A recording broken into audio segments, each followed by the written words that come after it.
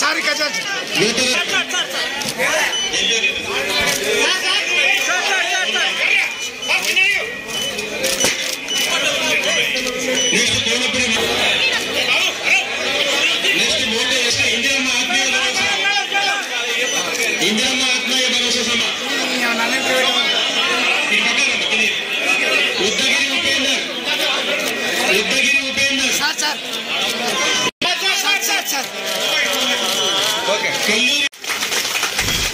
అదేవిధంగా రేషన్ కార్డుల విషయం మరి రేషన్ కార్డుల విషయం నేను కొంత మీకు బ్యాక్గ్రౌండ్ ఇవ్వాలి. నేనే కన్సర్న్ మంత్రిని.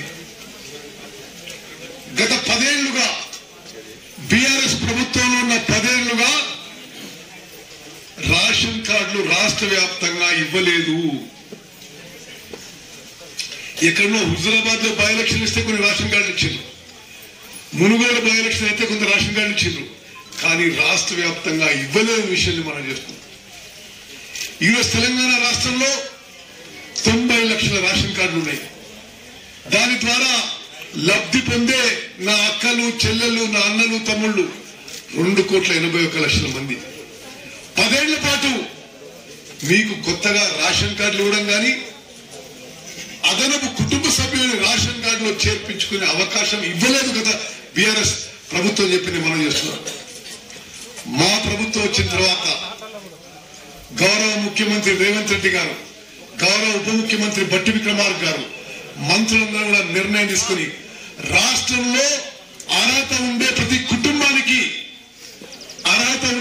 కుటుంబానికి రేషన్ కార్డులు ఇవ్వాలని నిర్ణయం తీసుకుని ఈ రోజు నాతాళ్లగూడెంలో ముందుకు పోతున్న విషయం కూడా నేను మనం చేస్తున్నాను.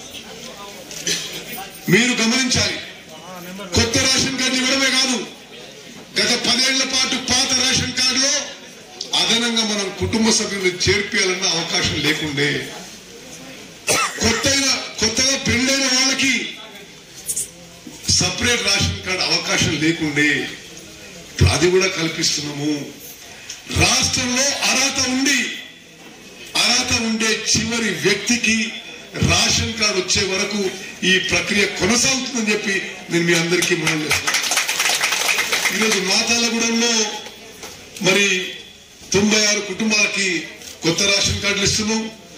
అదేవిధంగా పాత రేషన్ కార్డులో అదనంగా కుటుంబ సభ్యులకి చేర్పిస్తుంది 16 మంది అని చెప్పి మనం చేస్తున్నాం. మరొక పెద్ద విషయం నేను మీకు మనం చేస్తున్నా. ఇప్పటి వరకు వచ్చే రేషన్ ఎట్లుందమ్మా, 10 ఏళ్ల పాటు కానీ ఇప్పుడు కానీ దొడ్డు బియ్యం ఇస్తుంది, మీకు కోర్స్ గ్రెయిన్స్ ఇస్తుంది. దాంట్లో 50% మన జనాభా తినడం లేదు. ఇది బ్లాక్ మార్కెట్ కు పోవడం, కోళ్ల ఫారాలు అమ్ముకోవడం, బేర్ కంపెనీలకు అమ్ముకోవడం, రైస్ మిల్లర్లని ఇల్లీగల్ గా పాలిష్ చేసి ఎక్స్పోర్ట్ చేయడం, రకరకాల విషయాలు జరిగిపోవడం. ఇప్పటి నుంచి ఈ కొత్త రేషన్ కార్డుల ప్రక్రియ పూర్తయిన తర్వాత రాష్ట్ర వ్యాప్తంగా ఉచితంగా ప్రతి వ్యక్తికి రేషన్ కార్డులో ఉన్న ప్రతి వ్యక్తికి 6 కిలోల మంచి క్వాలిటీ సన్నబియ్యం ఏమవుతుందని చెప్పి నేను మనం చేస్తున్నాను. ఇది భారతదేశంలోనే